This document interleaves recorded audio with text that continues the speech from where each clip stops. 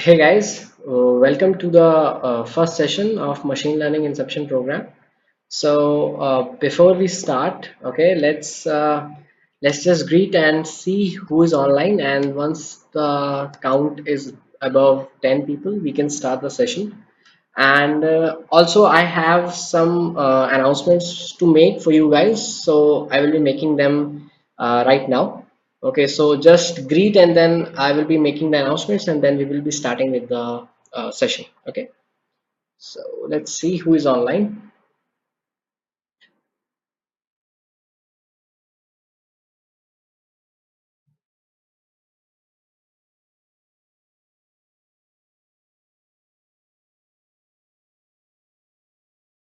All right, Suvadeep has joined. Hi, Suvadeep.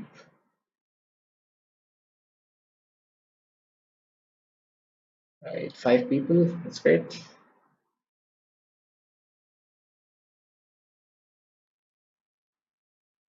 Also, guys, one more thing which I would like to just state now before we start the session is that if the broadcast is interrupted due to any reason, right? So be patient with that, and most probably we will be back in 2 to 3 minutes. Okay, but it can happen that the broadcast could be interrupted in between because of many issues, because the software we use or the Facebook live system. So anything can happen. So if anything happens and the broadcast gets interrupted, so just be patient for 2 to 3 minutes and we will be back by then. Okay, all right, so okay, Kartikeya is online. Hi, Kartikeya. Hi, Gitanjali. All right, lots of people, 6 people have already joined, so let's just make it 10 or 12 and then we can start the session. Also, guys, let me know what did you think about the previous session on Python, and did you guys face any difficulty in starting with Python, and how much progress did you made with Python, and how much far you are with GitHub? So let me know in the comments so that I can know the status of that as well, because that's also important. And this is just the first session, so we are obviously not jumping directly into the practical stuff. So if I know that what's the status of my whole class on GitHub and Python, so it will be better to give you assignments or something like that for those stuff as well.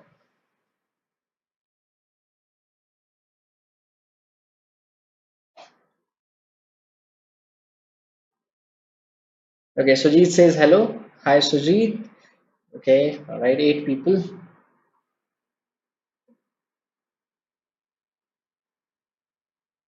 Okay, Shantanu, Saji. All right, a lot of people are already online. That's great. Okay, so like most of you are already there. So let me also tell you that this session is basically will move around the machine learning overview and introduction to machine learning. So like why are we using machine learning, and what are the different scenarios in which machine learning is used, and basically how what's a basics pipeline of a machine learning project. Okay, so that kind of stuff we will be discussing it in this session. Practicality wise, this session will not really have much practical part because this is just the first session, but this session is really important in understanding why do we actually use machine learning in today's scenario, and what is the basic idea behind machine learning, and what is the basic idea behind in what scenarios machine learning is used. Okay, so this session is really important in those parameters. Okay, so I really want you guys to give full concentration on this part as well, despite the fact that this session does not have any practical stuff ingrained in this, but still.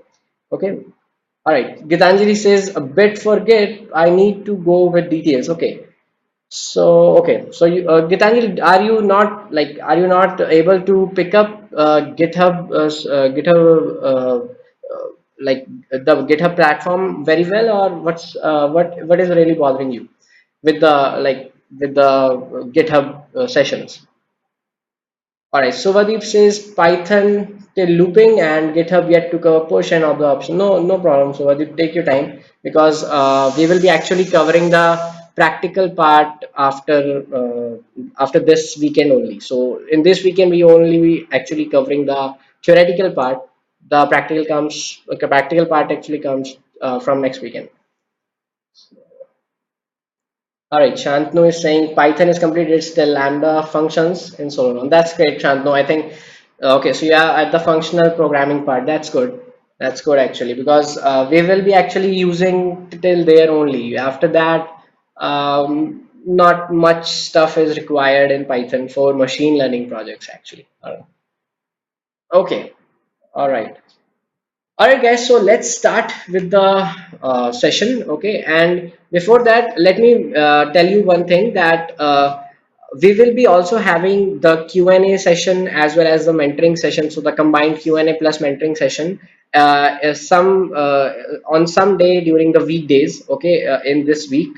And for that, the schedule will obviously be published on the group as an event. Okay, but if any one of you is not able to attend that Q&A session or mentoring session, right? You guys can easily ask your questions by putting your questions into a form. I will put the form link once the session is over. So you can go to that form. That's a form on a web platform, okay? And you can just ask your question over there. And when we will be actually holding the session, at that time we will be answering your question which you have asked. Okay, so just before the session, make sure that you put your questions if you are not able to attend the session on a live scenario. Okay, and your question will be answered in the live session. All right, and the second announcement I have is that a lot of guys have asked me to put videos on YouTube platform, okay, so that they can view it more easily.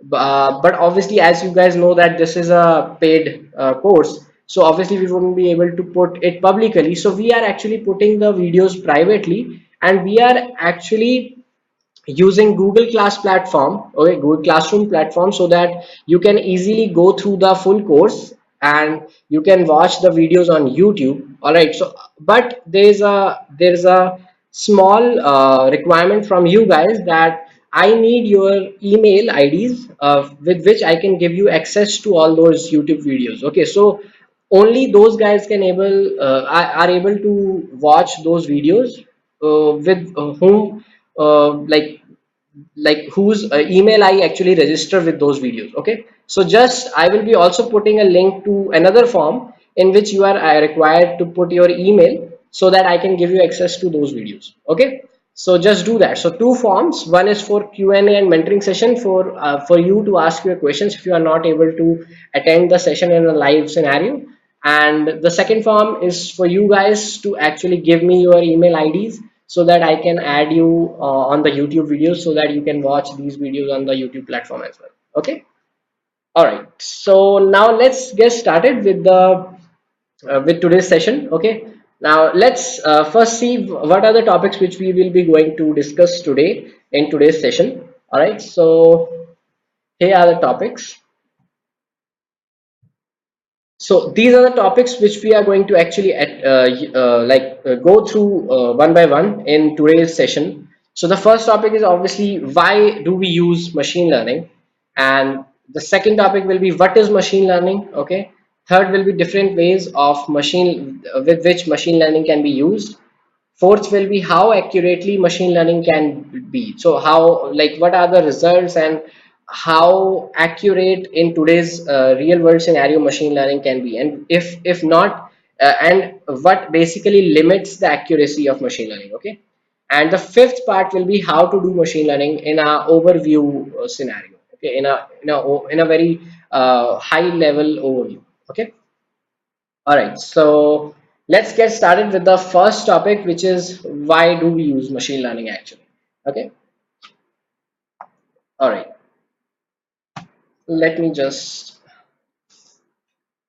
yeah, all right, so why do we use machine learning? Okay, so it's a very commonly asked questions. If you guys see in a lot of groups and in a lot of public platforms as well, where you guys have already joined in Facebook or in any social media platform, a lot of people ask this question that why do we use machine learning actually? So what's the purpose behind machine learning and what is actually machine learning? So to answer why do we use machine learning, the answer is actually twofold. So there are two main reasons of why do we use machine learning. Okay, first, like the first reason of why we are using machine learning is basically the complexity. And one more thing, guys, if you are not able to see what I am writing or something, do comment. Okay, because in the previous session you guys told me that you were not able to see what was happening, and actually it got delayed. And are you guys able to see what is happening on the screen? And if I am writing something, I will just write a sample thing or whatever. Are you guys able to see this? I've just drawn some random two lines.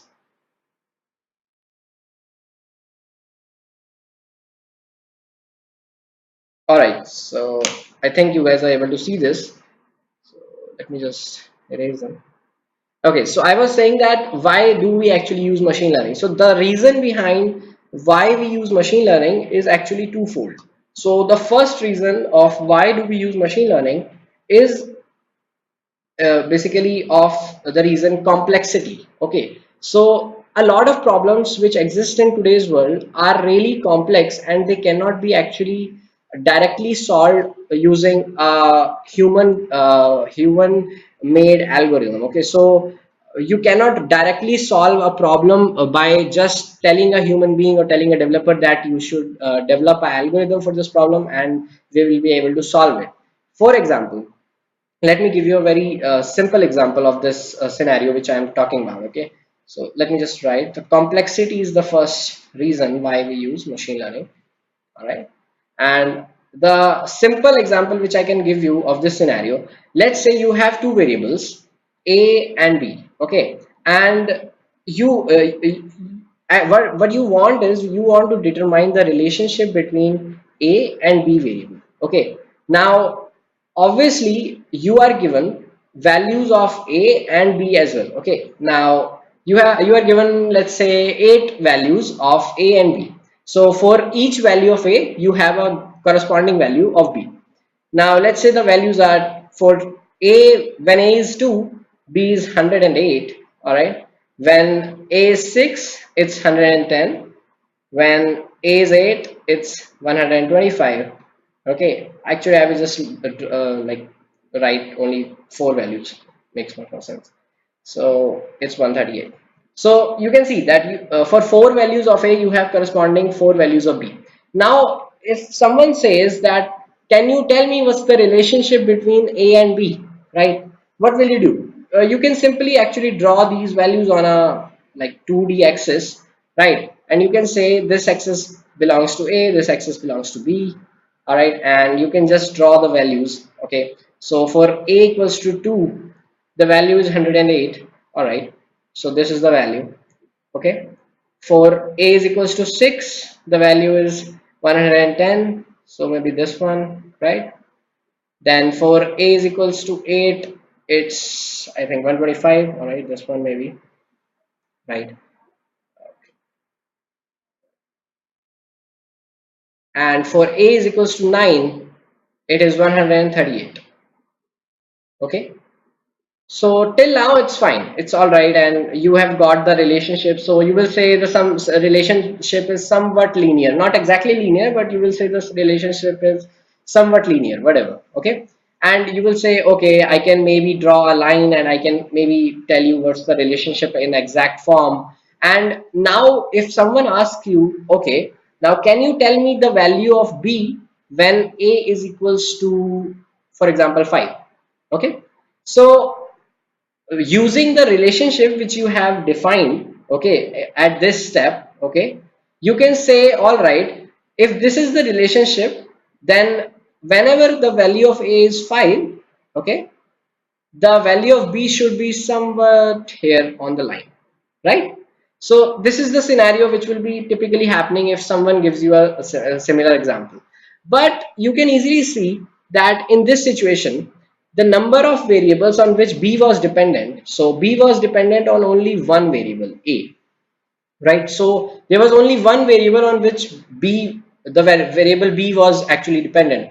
But in reality, this doesn't happen.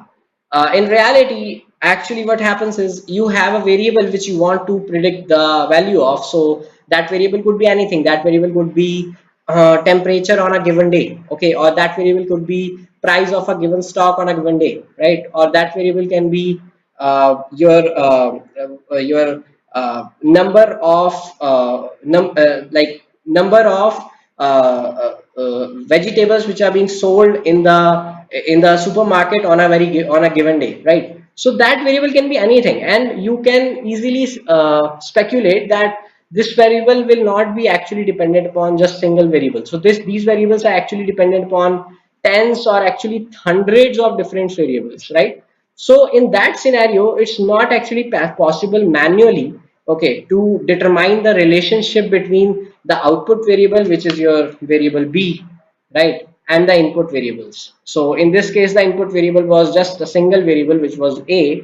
But if you see a common real world problem, it will be actually hundreds and maybe even thousands of inputs variables, which you have to actually determine the relationship of output variables.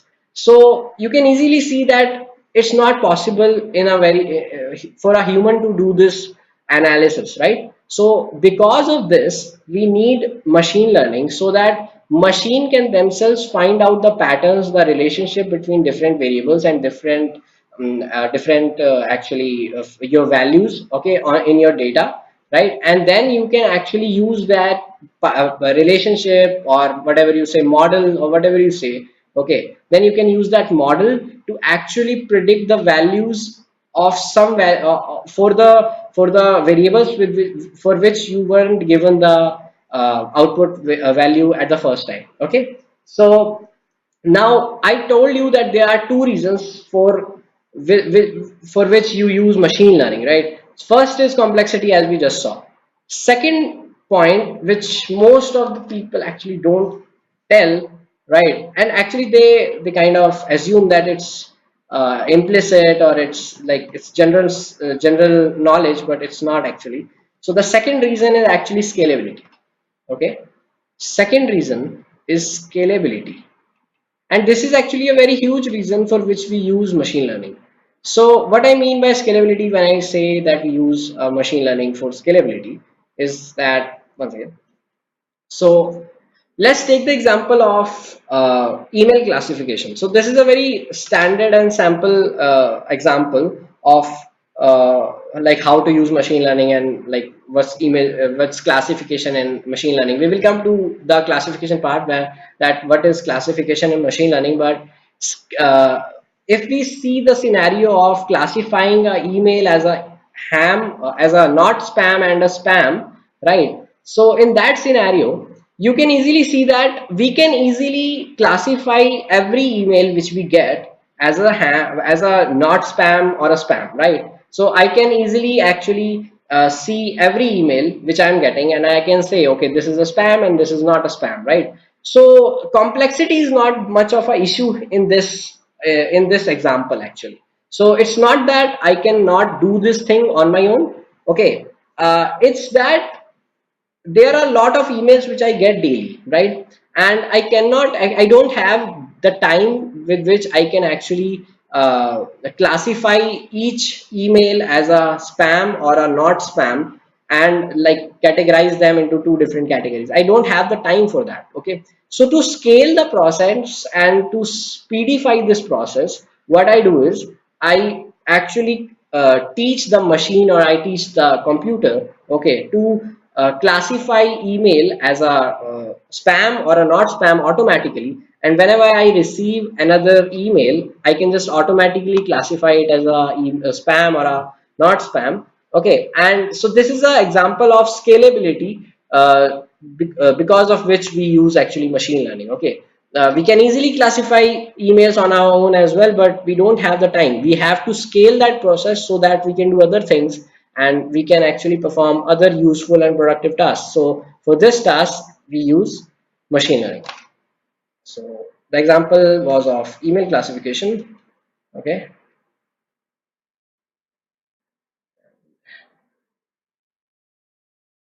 Spam, not spam. And we use machine learning for this purpose, and there are actually a lot of purpose which come actually under this category. So there are a lot of examples in machine learning which comes under the category of scalability and automation, okay, which are not actually complex for us to do, okay. They are just that they are very tiresome and lengthy processes which actually shouldn't require, which actually shouldn't use human time, okay. And for that we use a machine learning to automate those processes so that the human beings which are actually engaged with those jobs can do other productive jobs. All right. Okay, so are we guys clear about this topic, that why are we using machine learning? So this is actually important, guys. So a lot of people, in my experience, when I was working in the industry, that I saw that a lot of people were actually trying to fit machine learning and machine learning solutions into a lot of problems, which where machine learning was actually not useful, okay. So a lot of guys which I saw, and even a lot of guys who were freshers, who were just coming out of like college or coming out of some course, right, and they were and when they were asked that why should we use machine learning, they didn't actually knew that when they should use machine learning, okay. So is this a point clear to you guys, that when should we use machine learning and what are the major two reasons of using machine learning in today's world? Okay, there are a lot of reactions, but I don't understand actually. Okay, Prasant is saying I'm not much clear with the scalability part. Okay, Prasant, okay, let me give you another example. Okay, so let us suppose that you have a lot of okay, so you have a lot of images with you, okay, and you have to actually, okay, not images. Let's take a more industry or more corporate type example, okay. So let's say you have a lot of documents with you, all right. So let's say you have let's say 2000 documents with you, okay. So sorry, 2000 documents. Now, what you need to do is you need to classify these documents as maybe insurance, or let's say, I don't know, what other types of documents, I guess, like banking, maybe banking, whatever, right? So either is this document belonging from an insurance sector, or is this document from a banking agreement sector or something like that, okay. And you need to do this, okay. So your boss comes to you and he says, okay, you have these 2000 documents and you have to classify each document in these two categories. Either is this document is in the insurance category or this document is in the banking category, okay.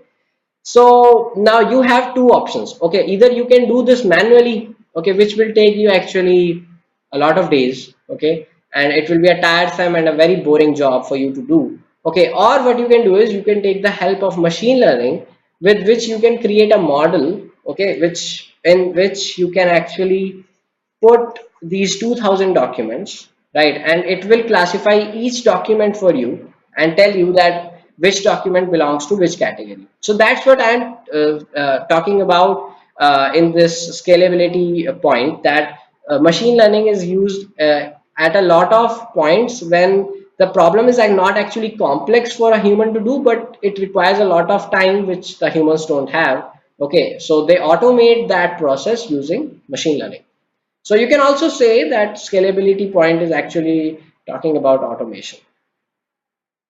So this is also correct. So am I clear on this, Prasant? Are you clear on the scalability point now?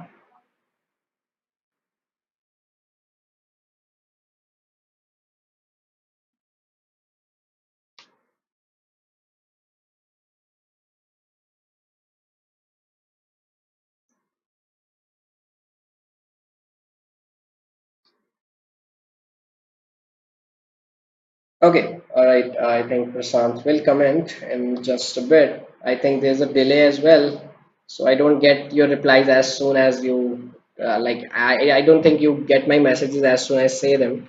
So I think there's a delay as well. Yeah, okay. So Prasant says yes, he is clear about the scalability issue now. All right, so this was the topic of why we are actually using machine learning. All right, so is everybody clear about this topic? So a lot of guys have already said that you are clear on this. So, all right, so let's move on with the next topic, which is actually of uh, why what is machine learning. Okay, so what is machine learning?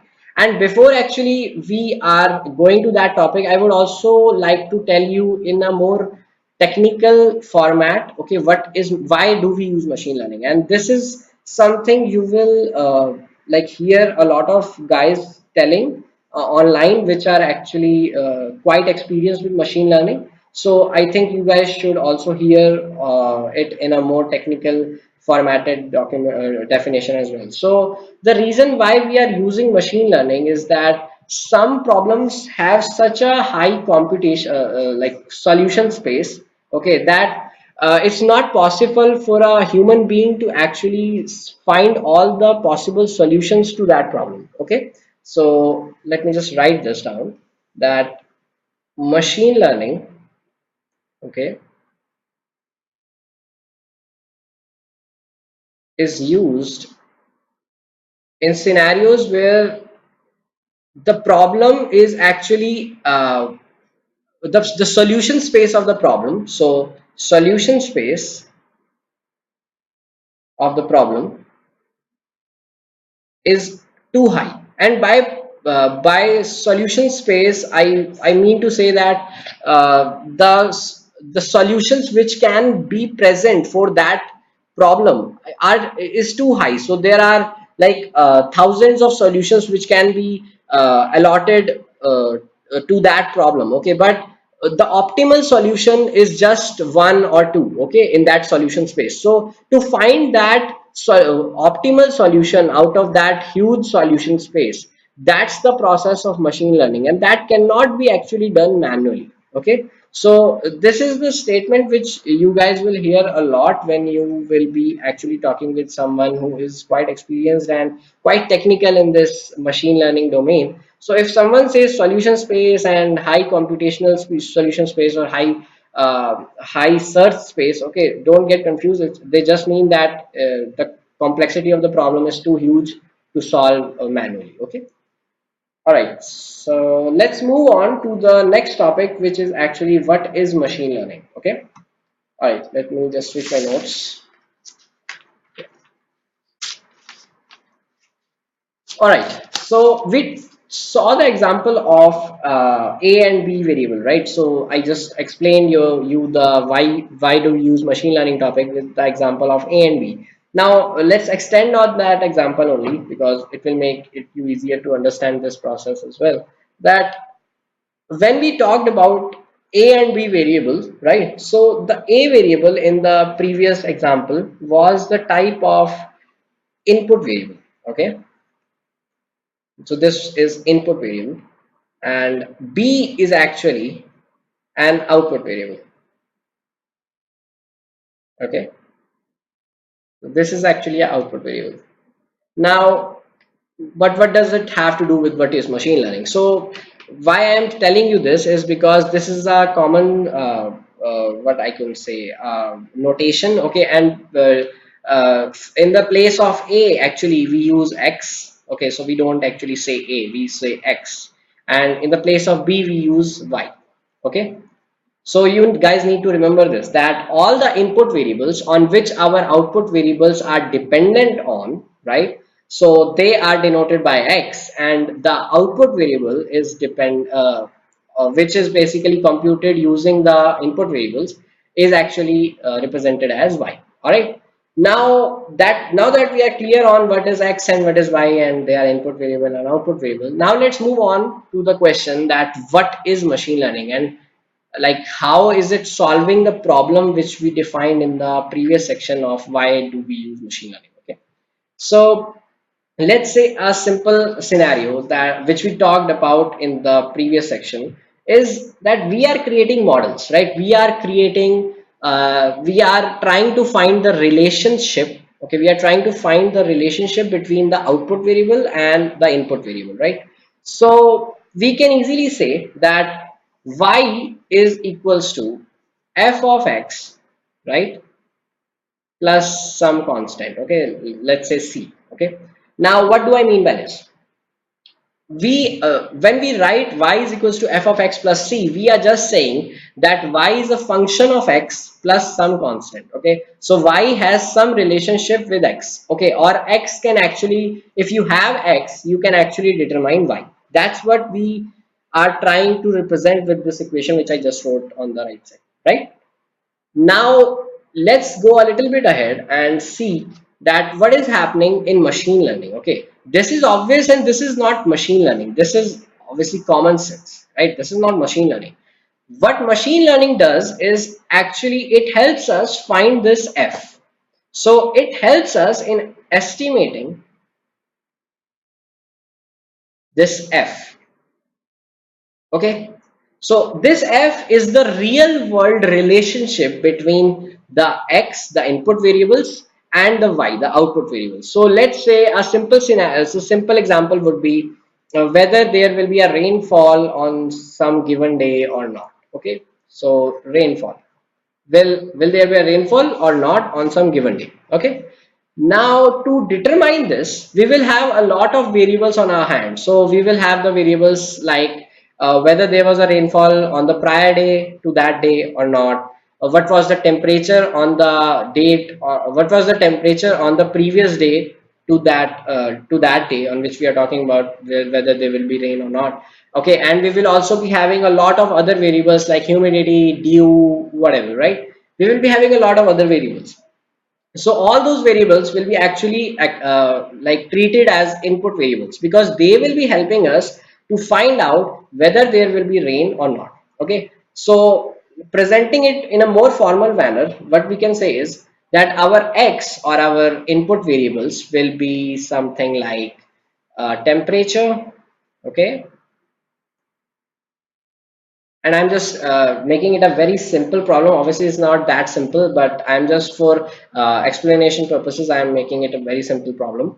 Okay, so the x the collection of input variables will comprise of temperature, dew, okay, humidity, all right, precipitation, other stuff, okay, which are actually used in climate calculations and all that stuff. Okay, so this will be your typical x input variable collection. Okay, and what will be the output variable? The output variable will be actually your whether there will be rainfall or not. So basically yes or no. Okay, so if our model is saying that yes there will be a rainfall, the y will be yes, and if our model is saying that there will not be no rainfall, then y will be no. Okay, all right, so now that we are clear on what will be the input variables and what will be the output variables, let's just see what did I meant when I was saying that machine learning actually estimates f.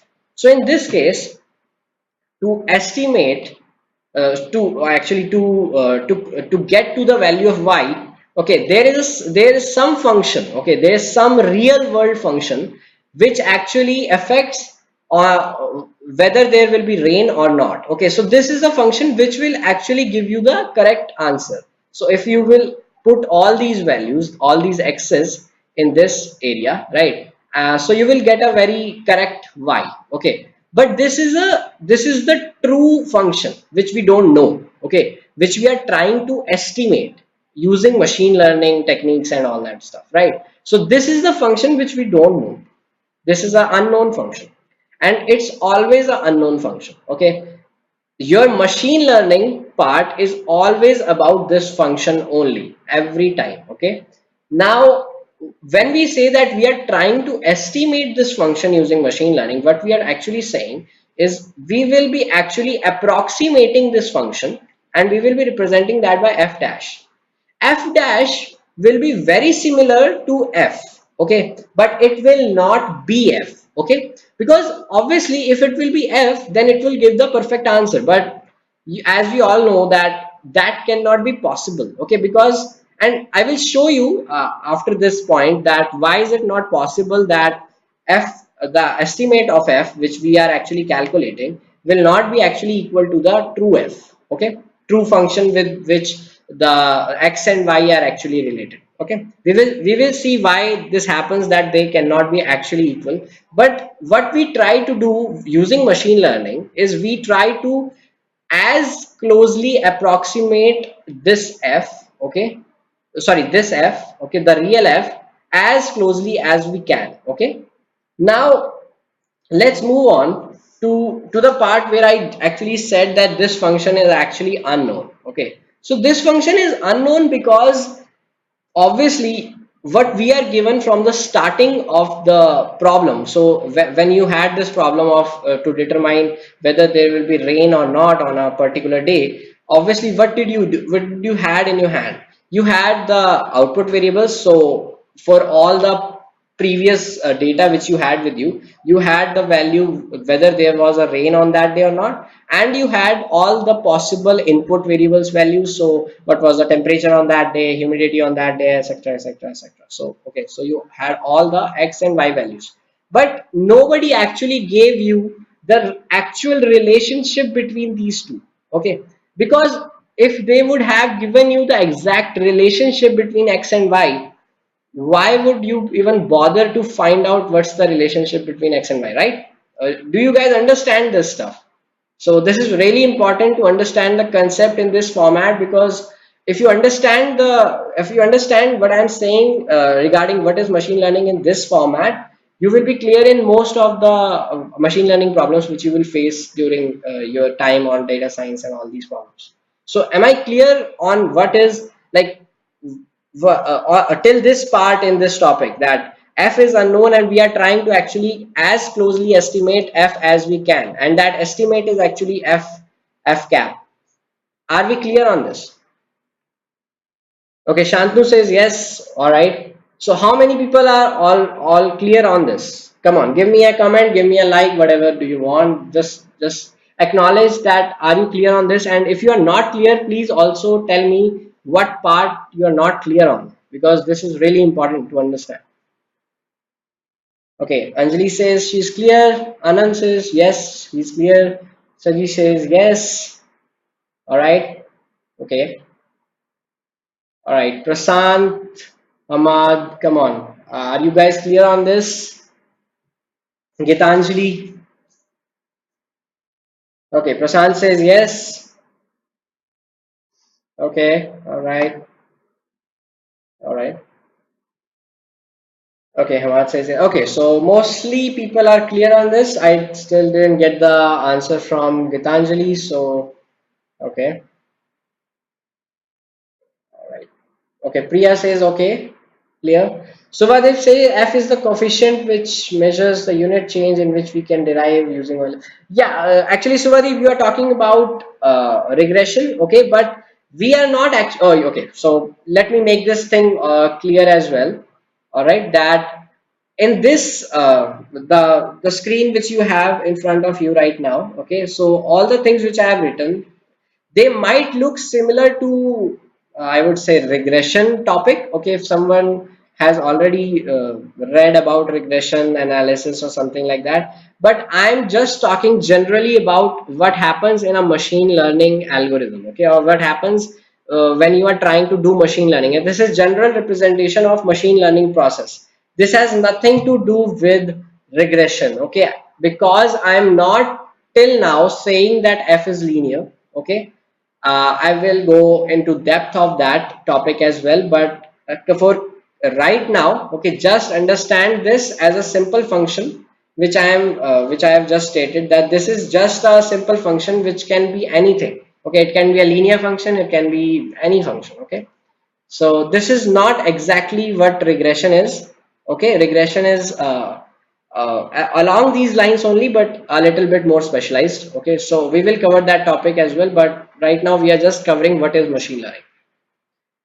Okay, so most of you guys are actually clear on this topic, so let's move ahead, okay, with why actually we are talking about this and what's the major importance of this in learning machine learning of estimate of f, and what is f and how are they actually related with your input output variables. All right, so Now let's see how do we use machine learning in different ways. So there are actually two ways with which you can use machine learning, and generally people do confuse these two ways and they only think that they can be the machine learning part can only be used in prediction. Okay, so but that's not the case. Okay, and I will just show you why that's not the case. And on this next topic only you will actually find out why was I saying that F estimate will never be actually exactly same as F is. Okay, so this will never be equal to exactly equal to this, and you will get to know why that is. All right, so machine learning actually is used in two different parts of analysis. Okay, so first thing which you can do with machine learning is prediction. Obviously everyone knows this who is actually coming to learn for machine learning. So most of the guys actually only think that when you are using machine learning you use it to predict something.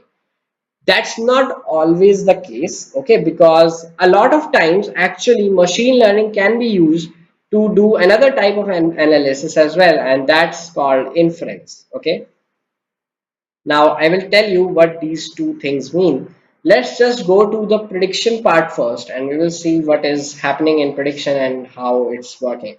So I already told you that that x is the input variable, right? So these are not, this is not just one input variable. X is actually used as a representation for a collection of multiple input variables. So even if you have like 10,000 of input variables, right? I will just write X to represent all of them. Okay. And Y is your output variable. Okay. You can say yeah, as here, output variable. F is your true relationship. Okay. Sorry, true relationship between x and y. So this is your true relationship, and obviously as you know you don't have this true relationship, because if you have had this true relationship with you, you guys don't need to do anything, right? Okay, all right. And by f dash what we mean is approximate, okay, estimate of f. All right, so these are the variables which we have talked about till now. All right, now let's see what happens when you actually do prediction. Okay, so the simple example of prediction would be actually stock price prediction. So everybody here knows what stock prices are. All right, so if you say that you have data for like let's say past 30 days, all right, so I'm actually taking you through an example for this because that would make it more easy for you to understand what is the difference between prediction and inference. So if you take the example of stock price prediction and you say that you have 30 days of data of past data of that stock prices, right? So let's say 30 days data, right? And in this 30 days data you have a lot of other values as well, that you have the values that whether the stock which you are talking about, right, whether there was some good news about that on some particular day or some bad news about that. So that is also a variable, input variable. So x in this case can be your stock price value on a certain day. Okay, let's say in rupees.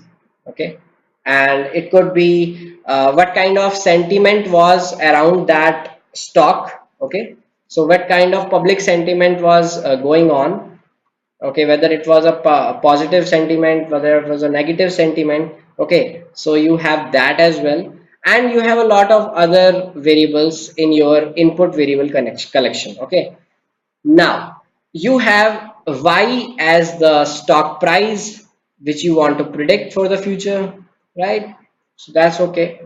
Now you obviously don't have the true F with you, right? What you want to do is you want to estimate the relationship between X and Y, right?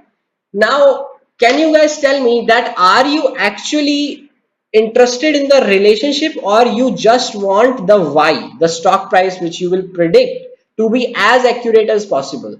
So if I tell you that, okay, you will get a 99.5% accuracy on what will be the stock price on of that stock tomorrow, right? So are you actually bothered to look what is the relationship between the stock price and each input variable? Are you actually bothered to look at the relationship as well? So I'm asking you this, you guys this question. So do comment on the comment pad, okay, and let me know. So then I will proceed actually. So the question is that are you guys interested in the relationship between the y and x, or do you just want a very accurate prediction for y for every given x? What are you interested in? All right. So no answer till now. Let's see. This is mostly due to delay.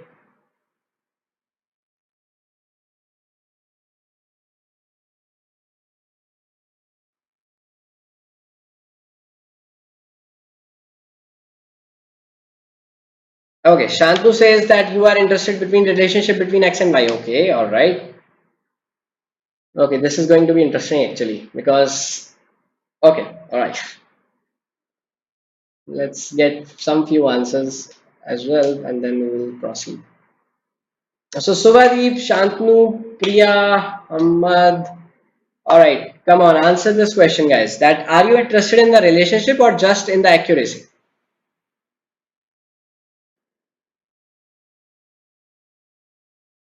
Okay, come on, come on, come on.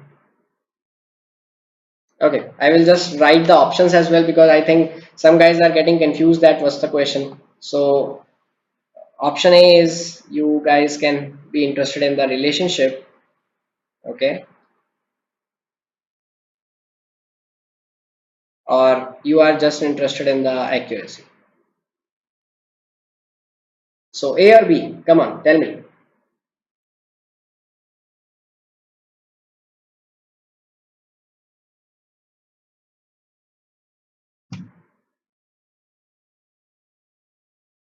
Okay, till questions are coming, let me just till answers are coming, let me just clarify this, that you in this scenario you are not interested in relationship, okay, you are not entirely actually interested in relationship. What you really want is the accuracy, because why do I care how I got that accuracy? Okay, if I am getting a 99.9% accuracy, and like given the condition that this accuracy is correct, okay, if I am getting this 99.9% accuracy on the stock price of tomorrow, right, why should I even bother on looking what's the actually the relationship between y and x?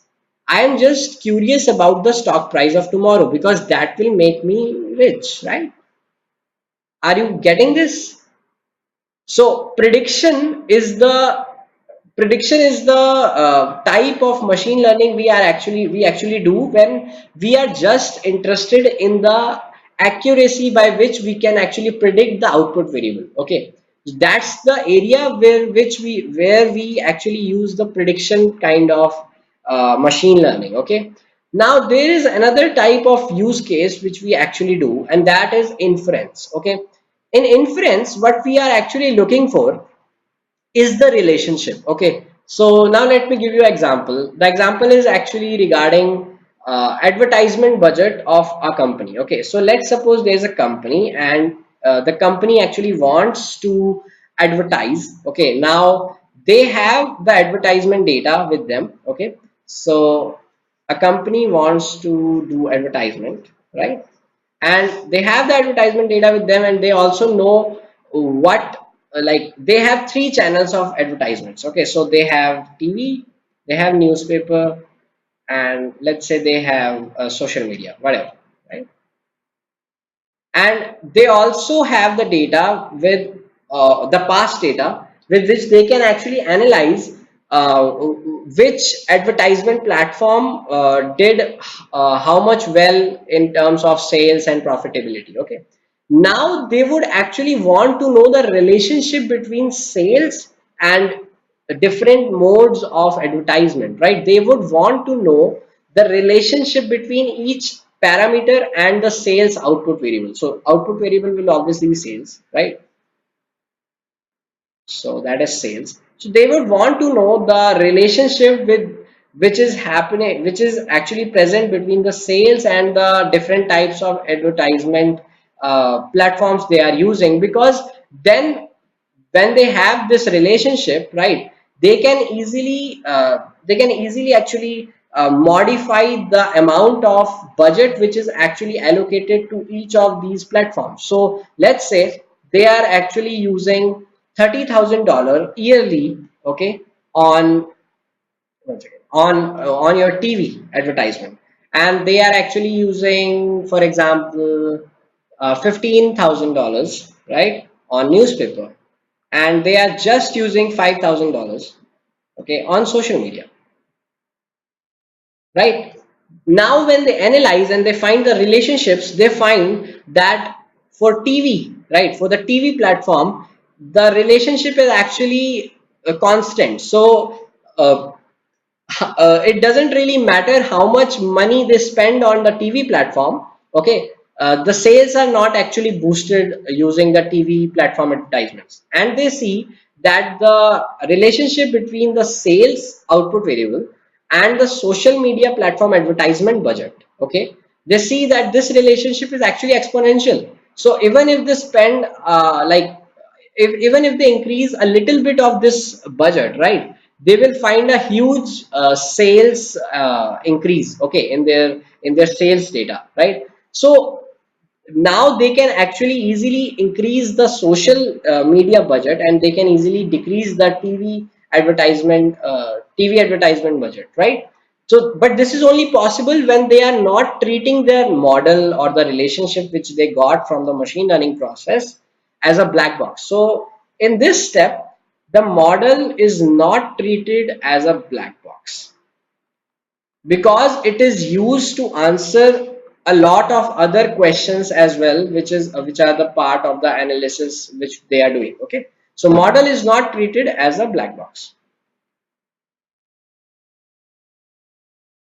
Okay, and in this step, mostly, okay, the model is actually used as a black box. Now I am actually not talking just about for the developers and for the machine learning engineers. So mostly the machine learning engineers might know what is happening in the model. What I am talking about is from the point of view of stakeholders, or from the point of view of the whole project team which is basically involved in that project. Okay, so when the project is about prediction, or like predicting some value, right, most of the stakeholders won't actually give you any thought about what's the relationship between so and so variables and what is happening inside the model, right? They won't really care about that, because what they want is a high accuracy on that project, right?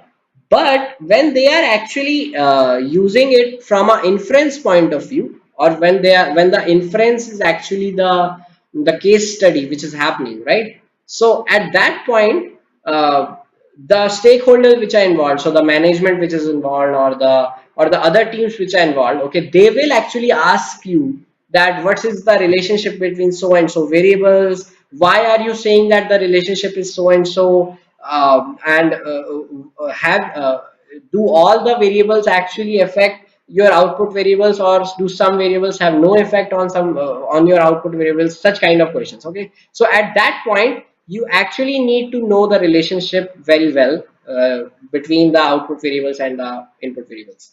Okay, so in this case model are actually considered as a black box. Okay. So am I clear till this point, guys? So that we can move to the next point where we can discuss on the error part, and we can actually discuss on the part where we actually understand why the estimate of f will not be equal to the real f. So are we clear on the differences between the prediction use case of machine learning and the inference use case of machine learning? Are we clear on this?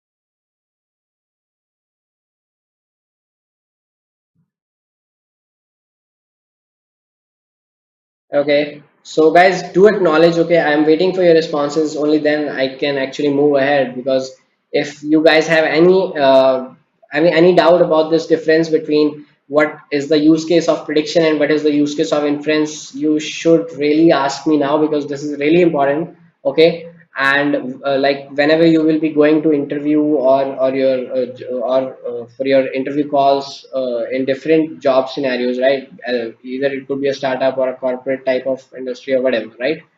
This is the stuff you really need to know, okay? Because a lot of people actually get drilled down on these basic concepts when they are actually trying as a fresher to move into the field of machine learning and data science, because this is really important, okay?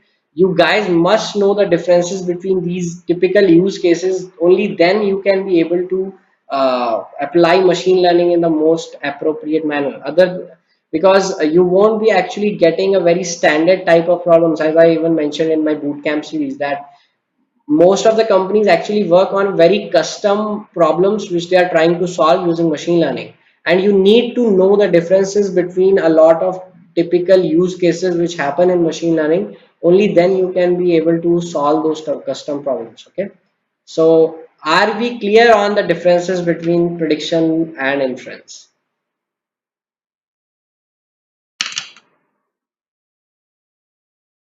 Okay, all right. So no reply from you guys. Come on, guys. At least reply. Hamad, Suvadeep, Gitanjali, Kartikeya, Shantnu. Come on, guys, reply. Are we clear on this?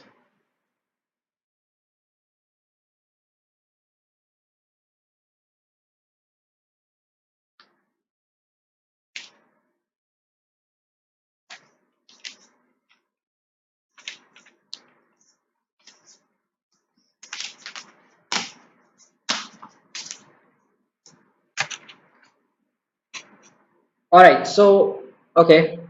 I think most of you are clear. That's why you're not responding. So let's just move on to the part where we actually discuss how accurate machine learning can be. Okay, so basically what this part will be discussing about is the error which is actually happening in machine learning, and why does error actually happen in machine learning. So machine learning models which we actually build, right, and machine learning systems which we actually build, they they always have some error which is always present in them, okay? So in this topic we will be actually saying why that error is always present, okay, and what can we do to minimize that error, and how much that error can be actually minimized, okay? So let's move on with that. Okay. So guys, before we move on, is the transmission okay? And are you guys okay with the broadcast? And is there any problem with the broadcast or something? So please let me know if you guys are facing any problem, so that we can correct it out.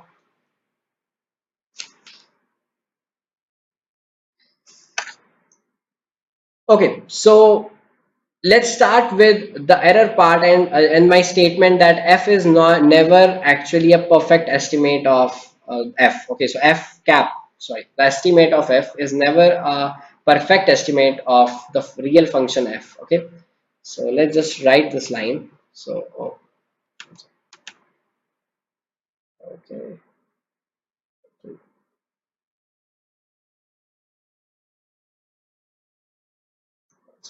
okay, so f, the estimate of f is actually never equal to f. Okay, so it is just, it can be only approximated for the real function which is actually determining the relationship. Okay, so the real function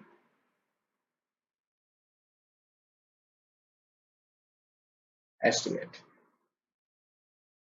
Okay, so but why does this happen? Why cannot be it exactly equal to the real function which is present?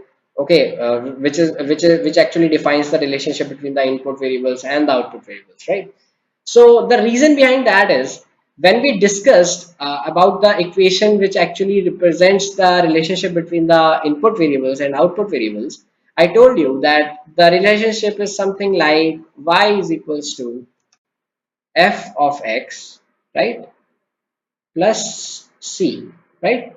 Now we discussed about x, we discussed about f, and we discussed about y. Y is the output variable, F is the real function which actually determines the relationship between Y and X, and X are the input variables.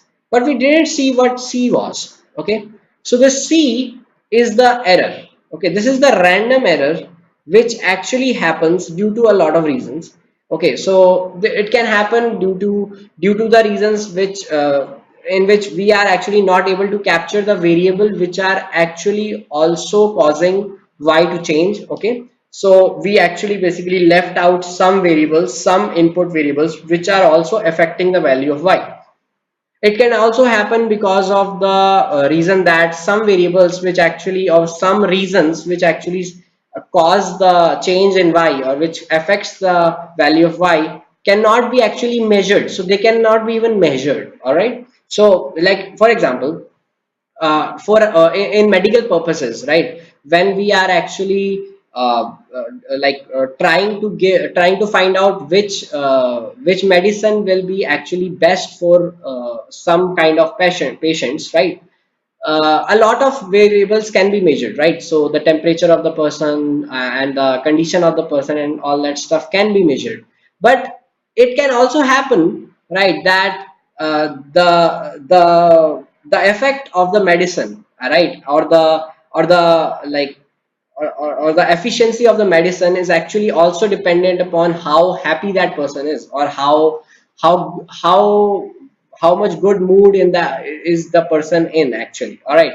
So but we cannot actually measure the happiness, we cannot actually measure the good mood, right? We cannot measure that those things because they are not measurable. Okay, so due to this non-measurable variables, and due to the left variables which we weren't able to actually capture in our in our measurements, right, we actually have this random error.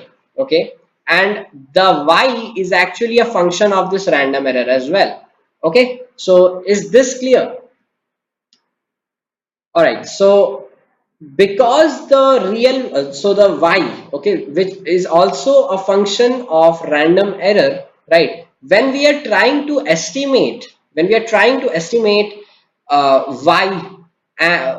no, sorry, when we are trying to estimate the real function F, right, and we are actually getting the estimate of F, right? So when we are trying to estimate the real function F, we are not actually taking into the account this random error. What are we taking into the account? Or what, when I write the equation, what I am saying that Y is equals to F cap of X. This is what I'm saying. So this is not real Y. This is the prediction of Y which will happen. And obviously this will not be exactly equal to the real Y values which should be actually present, right? So what is happening is we are actually missing this random error part. Okay, because we actually cannot use this in our calculations, because this cannot be used, because this cannot be measured. Okay, all right, so one second, guys. One second. One second.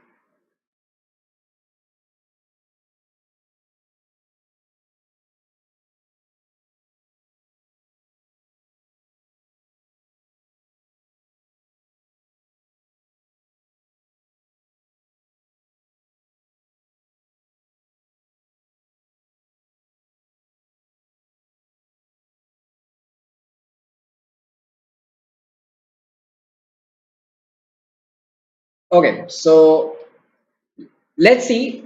I think there are some questions regarding in the previous section. I think I just got a call from Jatin, and he's saying that there are some uh, questions from the previous section. Are there any questions? I won't be able to see actually all the comments because there are a lot of comments. So let me just. Okay. I got it.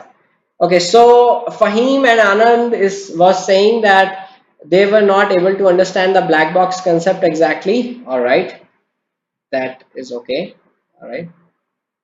Need more explanation about inference. Okay, Hamad is saying need more explanation about inference. All right. Gitanjali is saying inference. All right, fine, fine, fine. All right, guys, I will be actually answering these questions at the end part. Okay, so let's just continue with the session, and I will be answering these two or three questions which were left out. Okay, at the end of the session. Okay, so let's just quickly finish the session, and then I will answer these questions. So, what I was saying that we have random error, okay, as the part of the real relationship. Okay, so the real y which is present and the real x's are also bind using this random error, and the random error is caused due to the point that we cannot actually measure all the variables which affect the value of y. Okay, now that we know that, we can also say that the estimate of y, okay, sorry, the estimate of f, okay, which is actually the model, okay, when we will provide any x to this estimate of y, or sorry, estimate of f, right, it will give us the predictions which will be y cap. So, and this y cap will not be exactly equal to y, and there will be some error in the predictions. Okay, now the error which is caused due to this random error, okay, this is called irreducible error. Okay,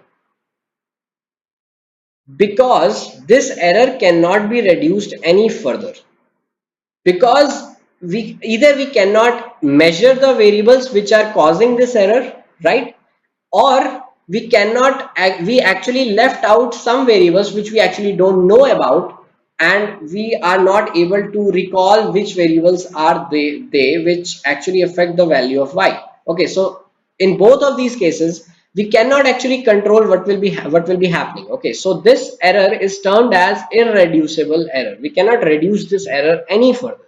Okay, now the next part of error, okay, which actually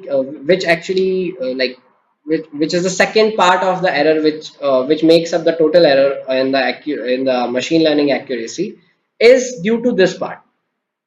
Now, as I already told you that f is the real function and f cap, so this one is the estimation of the real function. Now let's say that you have a data distribution of something like this. So this is your y, okay, and this is your x. Let's say, okay, so you only have one variable which is x, which is plotted on the x-axis, and the output variable is plotted on the y-axis. Okay, and you are saying that distribution is something like this. Okay, so these are the points. Okay, so now if I say that the function, the f, okay, that is linear. If I assume that it is linear, okay, so I will say, okay, it will be there will be a line something like this. Okay, obviously there, but you can easily see that the function which actually will best represent this this data distribution is not linear. Okay, so what if I say that the distribution is not linear but actually cubic? Okay, so to the power of 3. So a linear function, for just for those who don't know, is something like this: y equals to x. This is a linear function, right? Because the maximum power of the x is 1, right? So this is just 1. So this is a linear function. A cubic function is where the power is 3. Okay, so y equals to x cube is a cubic function. So, and a cubic function on a plot looks like this. Okay, so obviously the cubic function actually represents this data distribution much more perfectly as compared to the linear function, right? Is this clear to you guys?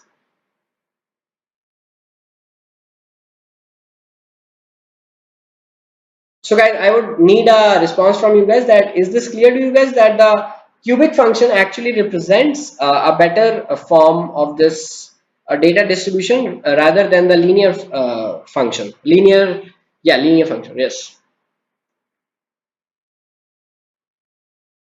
Okay, so when so if I actually say initially that the function should be linear, okay, so error will be, let's say, e. Okay, now if I say that okay, there's a high error which is coming, so let's increase the complexity, and I will say that the function should be cubic form. Okay, so then the error actually becomes let's say e dash, and e dash is actually very less than e. Okay, so we saw that okay, by increasing the complexity of our f, okay, by increasing the complexity of our f, we can actually reduce the error, okay, which is happening due to the estimation of f. So there are two components of error which actually happen in machine learning. Okay, the first component was due to the random error, okay, of which we cannot actually do anything about. Okay, so the irreducible error, we cannot reduce that error. Okay, that's why it's called irreducible. But the error which is caused due to the estimation of f, okay, so the error which is caused due to the estimation of f,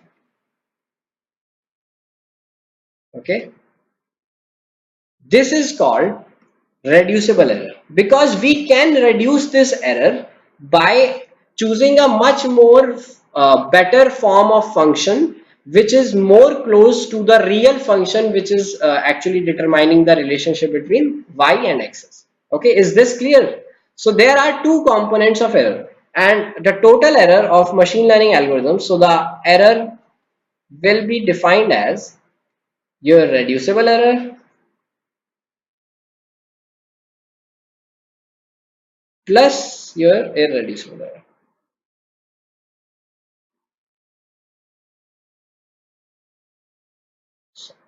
Okay, so is this clear to you guys? And this is why I said that f cannot be actually equal to f cap, because even if you drive this, oh sorry, even if you drive this irreducible error to zero, right, this will never be equal to zero, because there will be always some random error which will be present during the relationship of x and y, the real x's and y. Okay, and there will be some variables which you might have left out while recording the value of y, and there might be some variables which you actually cannot record, so there will be some random error. And random error can actually be this random error is actually have a lot of names which you already know. Okay, so you can call this chance, you can call this whatever, chance or luck or whatever. Okay, like I represented in the case of the medical example, which is in where you wanted to actually calculate the happiness of a person. You cannot calculate the happiness of a person, it cannot be quantified. Okay, so due to that, what will happen is there will be always a random error of which the y is a function, and because you cannot use, you don't have that information when you are actually predicting the value of y, or when you are training your model. So, okay, because your model cannot learn that. All right, that is why this reducible error cannot be equal to zero. And because this reducible error cannot be equal to zero, that is why the error will obviously be something. Okay, so the only thing which we can do is, oh, I think like I made it vice versa. This can be zero, but irreducible error cannot be zero. Okay, so and because irreducible error cannot be zero, the irreducible error will always like give the upper limit on what error will be. So if irreducible error out of 100, if irreducible error is actually 2, okay, so the minimum error which will happen is actually 2, because even if the reducible error is 0, irreducible error is 2, and you cannot do anything about it. Okay, so are you guys clear on this part, the error part of why error actually happens in machine learning programs and machine learning solutions?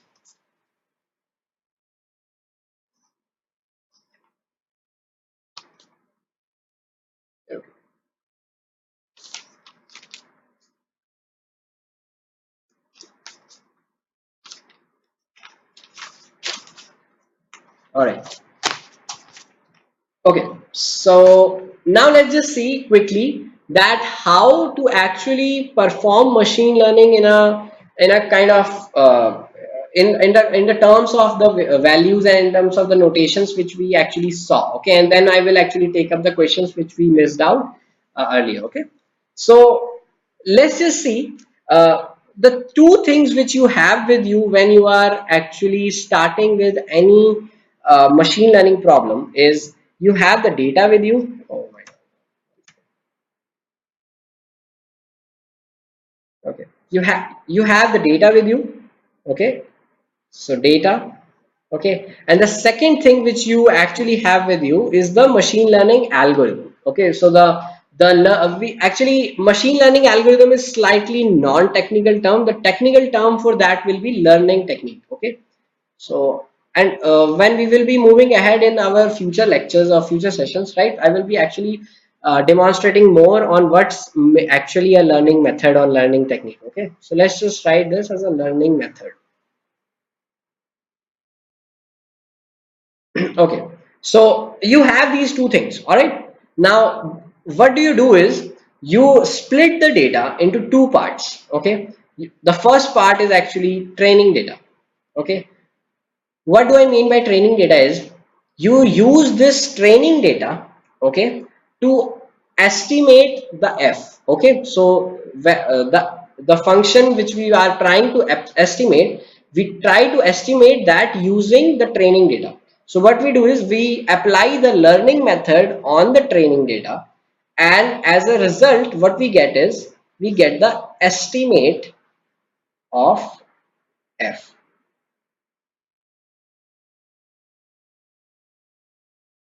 Okay, so this is our learning phase of this is the learning phase of our model, and this estimate of f is actually nothing. This is actually a model. Okay, so whatever people always keep saying that this is our model, this is our model, right? The estimated of f, actually the f cap, okay, this is actually the model. All right. Okay. Now, once you have this model with you, what you do is you take the second part of the data. Okay. So remember that we split the data into two parts initially. Okay. And we take the second part of data, which is our testing data. Okay. And don't worry about the part that why are we splitting the data into these two parts and all this stuff. This stuff will be covered in future, but let's just keep the focus on here that what will be our like overall workflow in a simple machine learning project. Okay, so uh, after the learning phase is over, then what we do is we take the second part of our data, which is the testing data, and we actually take this data and put it into the model. Okay, and the model actually give us the predictions for the testing data set. Okay, so at this point we actually get the predictions. So is this clear to you guys that what's the basic overview of machine learning project and how a machine learning model actually kinds of learns and then actually gives you the predictions? So this is the basically learning phase of the machine learning model. Okay, so learning phase.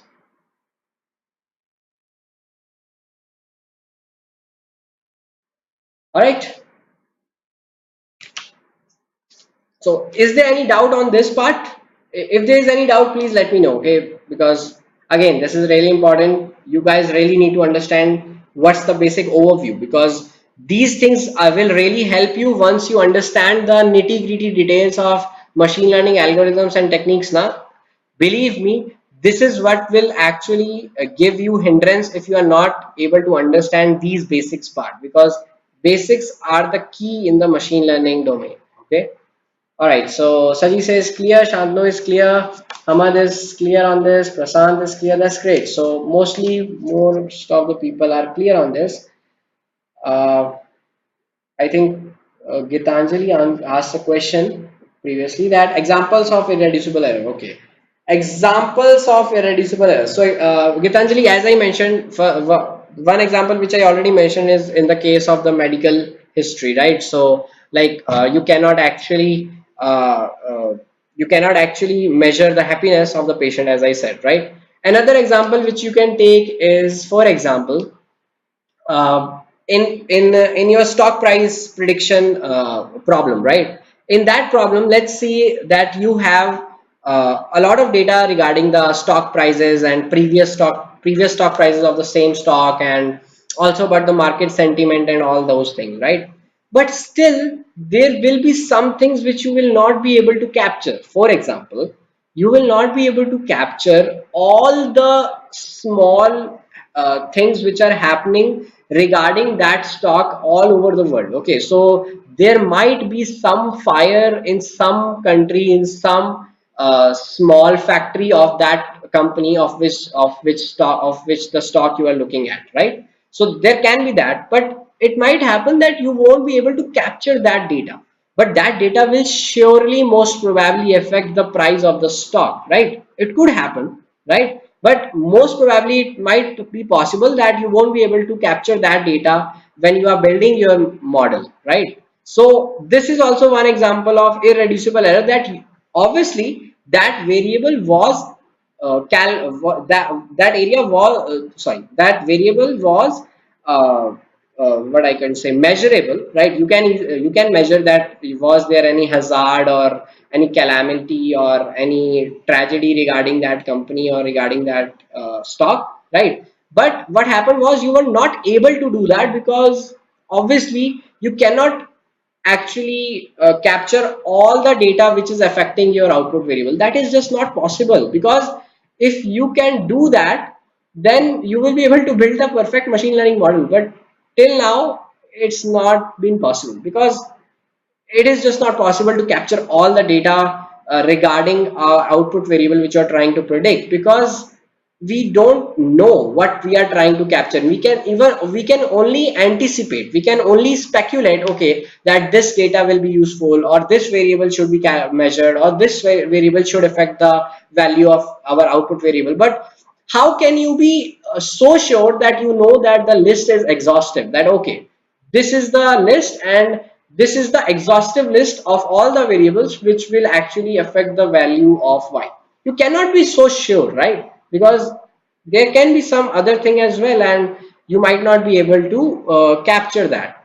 And this capturing of data actually starts at a very initial phase. Actually, it starts at a very initial step of a data science pipeline. So that step is actually called data sorry what data collection. Okay, so at the data collection step, right, we are we are actually brainstorming on all the variables which we need to collect. So a lot of stakeholders are around the meeting, and all the people are actually giving their advices that what they think should be the values or should be the data which should be collected, so that we can build the models and we can do the analysis. But you can easily see that the speculation and the brainstorming will not be exhaustive, and some data will always be missing. So that's why the random error is actually generated, and that's why the irreducible error is actually generated. Okay, so okay, Gitanjali is saying election results like example. Okay, so like I actually didn't understand your statement, Gitanjali. So are you saying that election results are an example of like random error, or are you like asking for examples related to election results? So can you clarify on that? Okay, guys. So I think we are clear on the overflow part as well, right? So this was it regarding this session. Okay. So the for a recap, what we actually covered was why we actually use machine learning. Okay. So we covered the why part of it. Then we actually covered what is machine learning, in which we actually stated that machine learning is just the process of estimating function which basically determines the relationship between our output variables and the input variables. After that, what we saw was what are the different like scenarios in which machine learning can be used. So we saw the first scenario was prediction, and the second scenario was of inference, right? In prediction, we saw that in prediction mostly the need of the R is to basically predict our output variable, and our focus is not that much on the relationship between the y and the x. So the relationship or the model which is basically built using the machine learning is just a means to an end to actually estimate or to actually predict the value of our output variable. So we are only we are only we only want the output variable to be as correct as possible. We are not actually caring about the relationship of the what I would say, we are not actually caring about the relationship of x and y. Okay, and the question which was asked earlier was like that many of people didn't understand the meaning of black box when I said that model or the estimation of f which we do actually is actually treated as a black box. So what is a black box? A black box is just you can say a function, okay, which performs something, okay, which do something, but the person who is actually running that function or model or whatever, they don't actually know how is a function doing that stuff. Okay, so if you give the value of x, okay, to the function which we have or to the model, right, and the model basically gives you the value of y, you will be satisfied with the y, the output variable value, but you will actually not know how the function is giving you the value of y from the value x. So that is what I meant when I said that model is actually considered as a black box, because it's being a black box means that the person who is outside the box cannot see what's happening inside the box. Okay, that's what meaning of a black box is. Okay, so I am sure that most of you guys are clear now that what I meant when I said that model is treated as a black box meant. Okay. Now, after that, we saw the inference example of advertisement versus sales. So, there's a company who wants to actually understand the relationship between their sales and the advertisement which they are doing. Okay, so in this scenario, that is very it is very much required to understand the relationship of the model which is actually given by the machine learning process. So once we run our machine learning system and it gives us a model, we should also be able to understand, okay, how the model is actually giving the values which it is giving. Okay, because only then we will be able to understand which advertisement platform affects our sales in what way. Okay, so we saw that we saw that the social media platform was actually affecting our sales in a very great way. Okay, and the TV was not actually affecting our sales at all, so we actually reduced the advertisement budget for the TV and gave it to the social media platform. Okay, so in this case, I said that the model is not treated as a black box. It is treated as a you can say a transparent box, or basically what I mean to say is that a person who is trying to run this model or who is trying to give values out of this model also knows how this model is giving the values, how this model is performing internally. Okay. All right. So, and the next part which we discussed was how accurate machine learning can be. Okay, and in this we saw that the error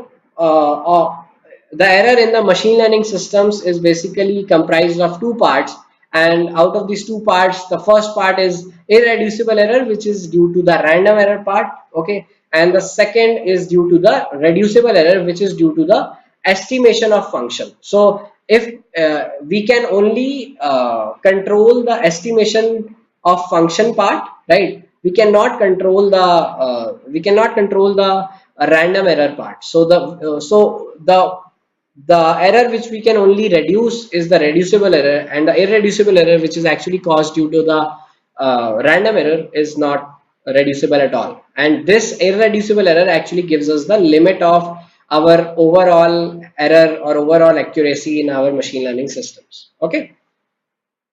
All right.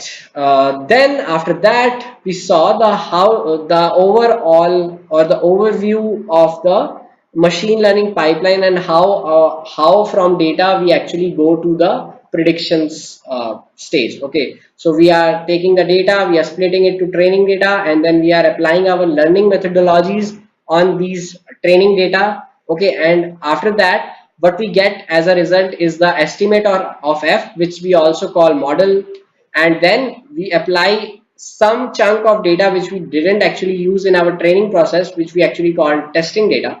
right? And we provide this model, our testing data, and what we get in returns as a result is predictions. Okay, so and this is basically the whole pipeline of how our data gets converted to the predictions. Okay, all right. So are there any questions about this full session or any questions which I missed? So please ask like quickly if you have any questions, or if any questions were actually missed, because like I cannot actually scroll to all the questions which were left in between, because I it would be actually not possible for me, because there are around 126 comments right now. So can you guys, if any of your a question is not answered, can you quickly can you quickly ask that question again, and I will answer that quickly.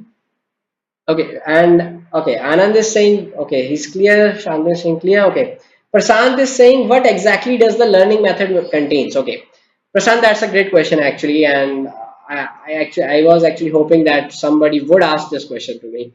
That learning method actually contains the machine learning technique which you will be using to actually build the model. So all the techniques which you are actually heard of, right? So linear regression, or let's say KNN, or SPM, or random forest, decision trees, all these things. These are machine learning techniques in a very general language, and in a technical language, what they are referred to as is a learning method, because they are the algorithms behind the learning of the model. Okay, so they are trying to teach the model using the training data. Okay, so learning methods are just your machine learning techniques. Okay, I will just write it here. They are just your machine learning techniques.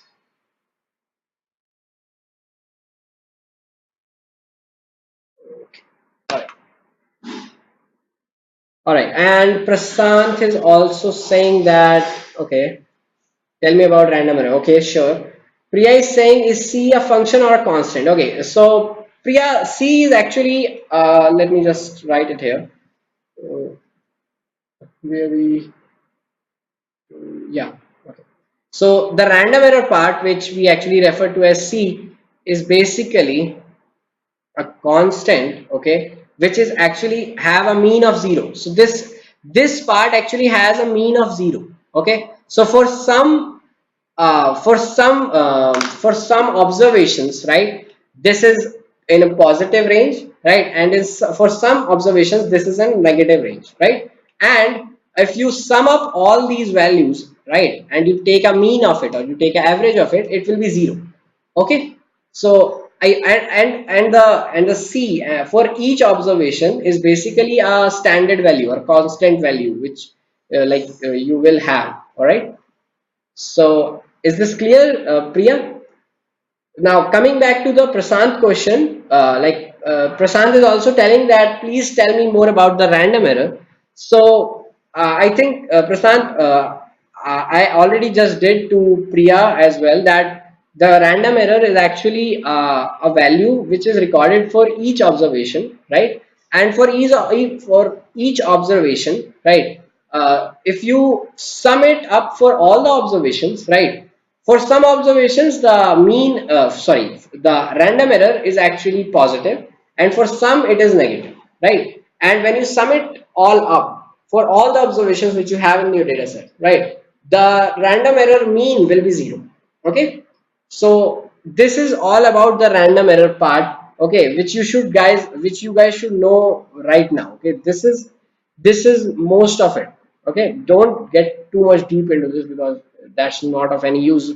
What most important thing you actually need to remember regarding the random error is that due to random error, there is a error which is introduced into our machine learning systems. Okay, which is actually called as irreducible error, because you cannot reduce that error any further.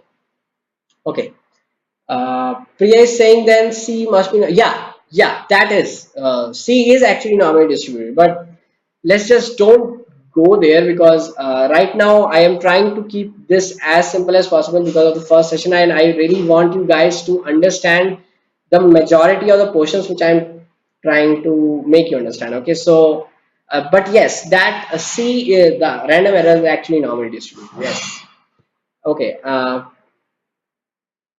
Okay. Goes. Okay. Yeah, and as Jatin mentioned that also you guys should go through this session once more, because I know that this session had a lot of things which was covered in this. So, and if you guys have any doubt or any questions, okay, please do attend the Q&A session. And if you cannot attend the Q&A session, guys, do ask your questions in the form which I will provide you right now, just after the just after the session. Okay, because we totally understand that not everybody can not everybody can attend a live session, but we really want to answer all the questions which you guys have. Okay, so any question which you guys are facing, any doubt, any query, or anything else, okay, just mention it in that form, which I will be providing you a link with, and we will answer that in our live session. Okay. So guys, any other question regarding this session which wasn't answered, or which you weren't able to ask, please ask right now and I will answer that right away. Come on. And also give me the feedback, like how did you feel today's session was? What are the slow pace, fast pace, so that I can know how many of you guys are uh, like uh, able to pick up the pace, or if you are facing if you're like feeling the session was slow, so I can speed it up with more content, or if you are thinking that it was fast paced, so I can slow it down. And okay, so till now no questions. All right, guys. So I think that mostly things are covered, and there are no more questions till now. Right now, basically.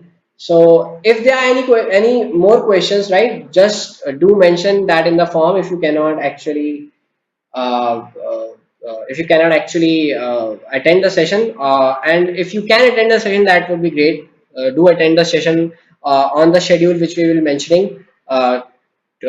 Tomorrow or day after tomorrow, I think we will be mentioning the Q&A session scheduled tomorrow. I think so, after the session which will be held tomorrow.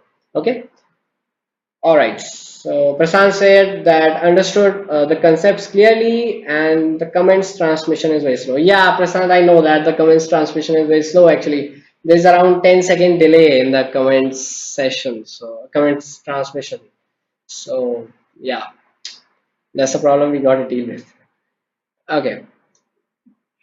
Anand is saying amazing session. That's great, Anand. Thank you. I really I'm happy that you like the session, and you guys understood more majority of the part. Because, and guys, do me a favor, and actually if you are having any doubts regarding this session, just go again through the session, and don't actually undervalue the basically the value of this session. Don't underestimate it, because majority of people who are stuck when they are starting out with machine learning, and basically they know every technique in the book. Basically they know how random forest works, how to apply random forest, how to do majority of the stuff, but what they are actually struggling with these parts. Okay, so the accuracy part and the error part, and like the case study parts, and the type of the ways machine learning can be used. So don't underestimate these topics. Okay,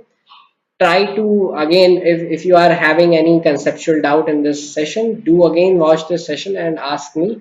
All right, I'm saying this again and again, but I'm saying this again and again because I know the value of this whole session and all those topics which were taught in this session. Okay, so okay, so Sajid is saying great session.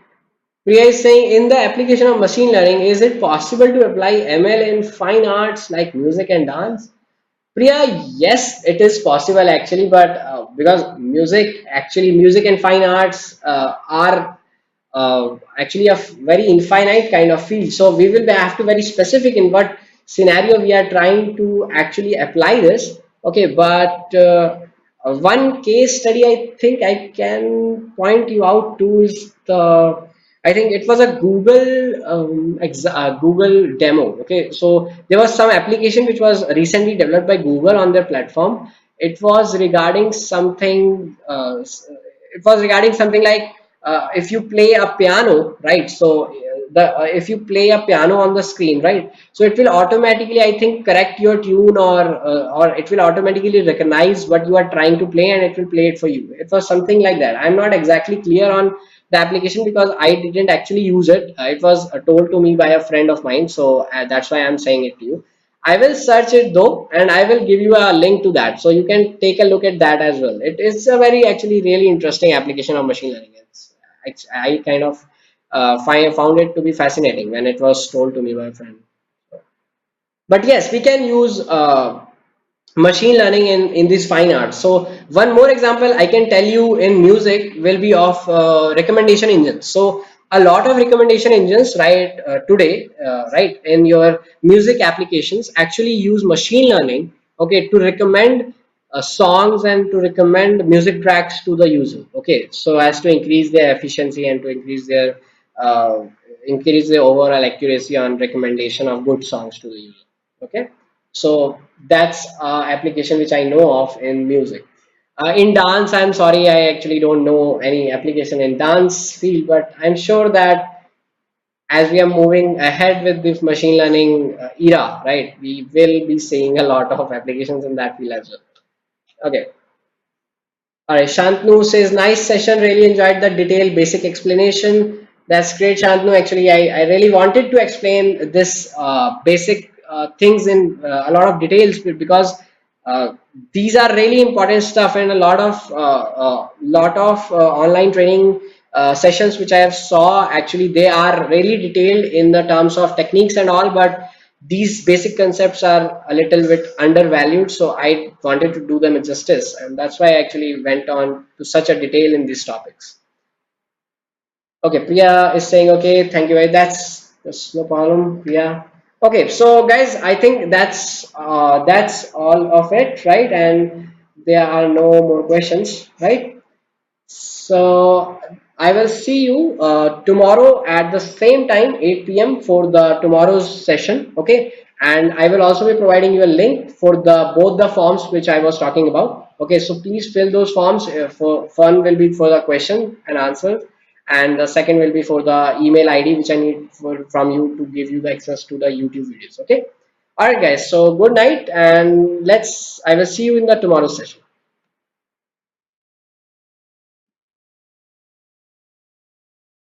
Okay.